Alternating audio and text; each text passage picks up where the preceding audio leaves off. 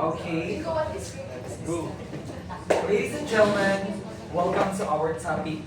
So our topic is the last topic entitled Grading Systems and the Grading Systems of the Department of Education.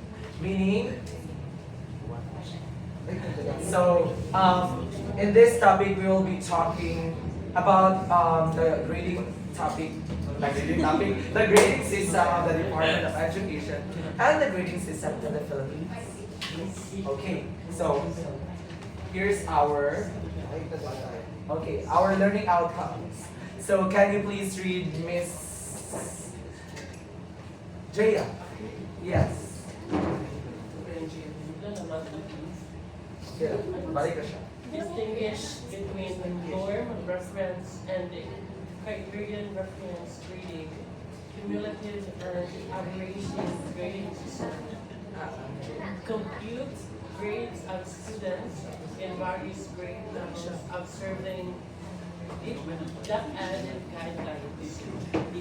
Okay, so again, we are going to distinguish between norm reference and criterion reference grading. So these are very essential for us future teachers to what are we going to use in our class, in our grading systems, even if na yung mga tasks, inayatag, or even at the end of the quarter. So I hope everyone is listening.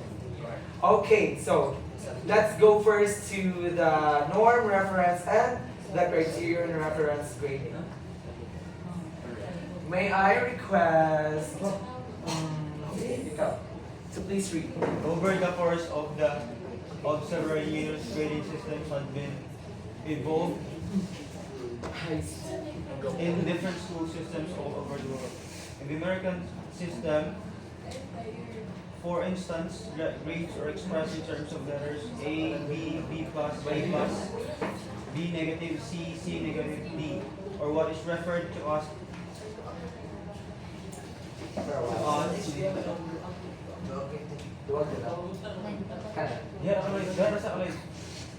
what is referred to as a 7-point system. Within college and universities, the letters are replaced with numerical values 1,000. Ay, 1,000. Asal 1,000? 1.25. Ay, number 1.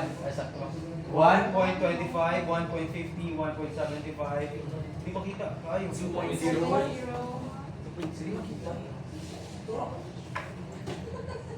2.5, 3.0, and 4.0. 4.0 and 8-point system. In basic education, grades are expressed percentage of accomplishments such as 80% of or 70%.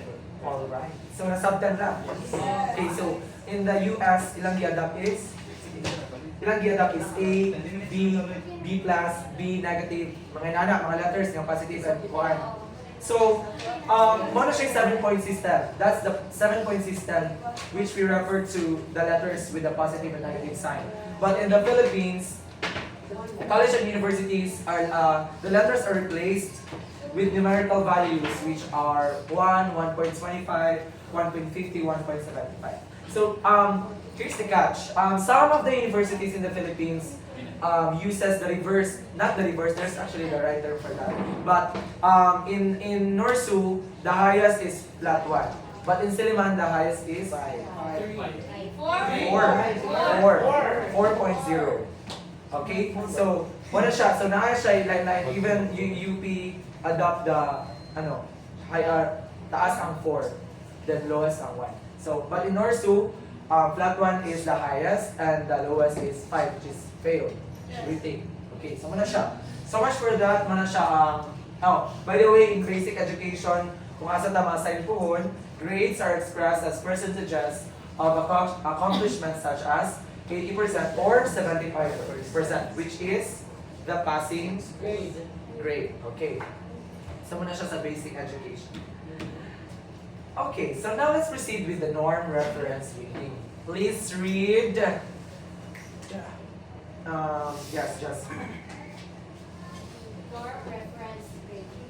Norm reference grading refers to a grading system where a student's grade is placed in relation to the performance of the group. Thus, in this system, a grade of 80 means that the student performed better than or same as 80% of the class. Thank you so much. So, a norm reference grading system compares a student's performance to the performance of the whole group. Nakuha? Again, a norm reference grading system compares a student's performance to the performance of the whole group, to the individuals within the group. So, if muna siya yung environment sa classroom, so, section A. So, if your score is 80 out of 100, score niya 79, 78. So, kana sila, competition na may tabuan na. Because in norm reference, kung unsay norm, kung unsay highest ana nga section, ana ang classroom, mao na siya rank 1. So, di ba, sa una kay, ang atong top 1, top 2 is butang ang average. Example, top 1, 90%. Top, 95, 94, ana dito. So, naka-specify dyan siya. So, naa siya kung unsay pinakadako ana nga classroom, kung unsay highest, mao na siya i-recognize. And, example, ang nadiri, ano example? Sige na. Consider the following of two sets of scores in English, one class for two sections. So, muna siya, section A, 30, 40, 50, 55, 60, 65, 70, 75, 80, 85. So, 85 in section A is the rank 1. Siya may pinaka-highest since siya man. So, the 85% na niya because he got the highest score. For section B, 60, 65, 70, 75, 80, 85, 90, 95, 100. So if possible na makuha ang 100, so siya ang pinaka-highest sa section B. Then imo siyang i-compare. So unsa may kinsa may highest nila. So section B, nasa section B. So ang section B, mao siya ay may imong basihan. So kani ang section B kay 100% anay naka 100 nila. So to compared sa section A, mas higher gud og mas high ang nasa section B ang tawag kani. Nasa section B ang nakuha og high score. Basta kay dili mo i-recognize ang lowest. Oh, ano siya. So if if 100 is the highest, then 60 is the lowest. The person who got 60 will be also determined as 100 because it is considered as a group. May mo siyang norm na kanina If in the first section, if ka na may highest. Then for example, sa section A, ang highest is 85, then the lowest is 30. Yes. So, isama na sila ka-group, so dili siya ma-determine as the lowest, but instead, 85, ma-recognize siya as usa sa 85 nga taas because isa sila ka-group. So, may mong, ang norm reference is will be determined sa usa ka-group. For example, kung sa performance sa usa, dili ka pwede nga mo underestimate or di ka pwede i-invalidate ang katong mga those who was not able to get that standard. So dapat kung 85 siya, 85 ang norm ani nga section. So 85 ang highest nga kaya aning section. So sa next section B is 100. So 100 ang kaya ani nga section. So dili siya dapat sa norm reference dili dapat siya i-recognize those who got the lowest one. Yes. And mukuan siya. Sana like mukuan ni siya ang norm reference not to produce. Like, muna siya mo trigger o competition. Kaya magpaunanay, magpadakanay man na. Kaya namay, if 85, so next aning dapat ako na maglabawan ni anak. Okay? So muna siya. Purpose. Nang example din. So, nadali. So, example, 1.0 excellent. So, the first top 15 nga nakasulod sa 1.0 paana. Kung kinsay first 15 nga nasulod anak kuan, sila na gunin excellent. The following nga, hindi mo na ginag 1.5 mong grado. The next 15 magkamaba. So dili siya kuan. By girang good siya. Based sa imong makuha nga grado, based sa makuha ni mga score. Kay kaning grading system, norm, reference, and criterion applicable siya sa giving of tasks and even grading at the end of the semester. Okay? So muna siya. So the system encourages competition. So encourages competition, and this is very present sa basic education, elementary and high school. And students are compared to each other not to a fixed standard. So what is standard? Of course, kung kinsa yung highest, go. It is often used when there are limited slots such as selective programs. Di ba? Sa atoong noan. Kung kinsay makasulod ani nga kuan, first top 15 mao ra tay karga. Once nga pasar ka but wala ka nabilong sa top 50 nga high ang score, wala ka kaapas nila. Wala ka na. So muna siya sa kung sa'y norm ana ka areas. Okay? Questions? Nasabtan na, Norm? Yes. So, Sabtan na? yeah. Go. Next, criterion reference grading, Mr. Binaro. So, criteria reference grading Louder, are please. based on fixed criterion measure. There is a fixed target and students must achieve that target in order to obtain a passing grade in a course regardless of how other students in the class perform. Okay, so criterion reference grading are based on a fixed criterion. So naatay criterion ay fixed target at ang student mo achieve ang target in order to obtain passing grade. So karon sa atong college, unsa may passing grade na to? Education. Major is 85 which is 2 flat. 85, 2 flat.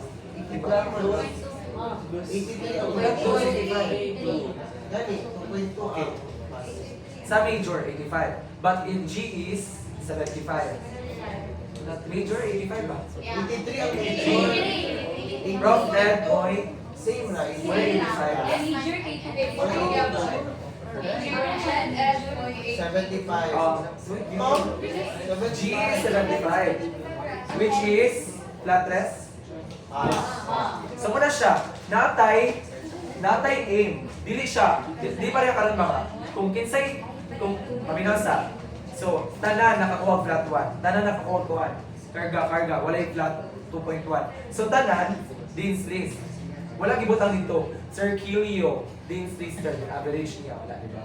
So, nakabase na siya kung unsay standard, kung unsay imit, kung karga ka. That's criteria. Na ay criteria nga giset for you to pass or either to fail. Ano siya.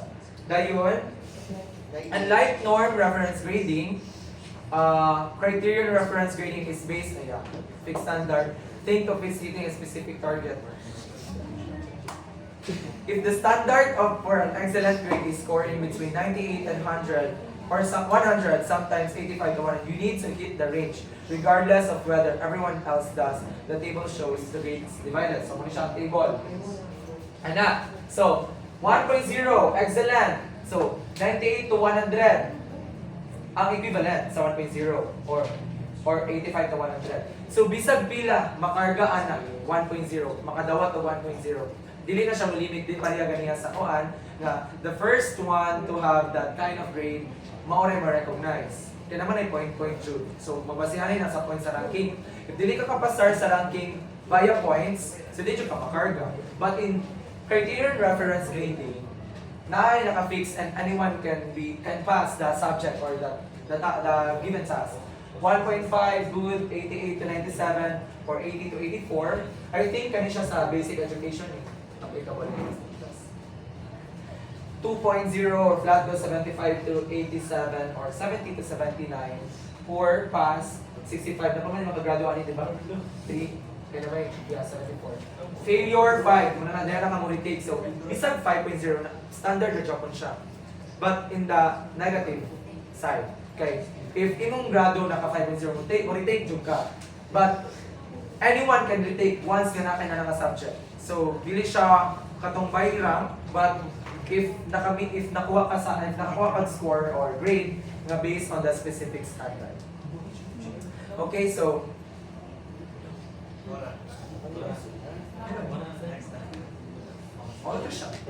So, okay, questions ako. I-differentiate na besides small details ra.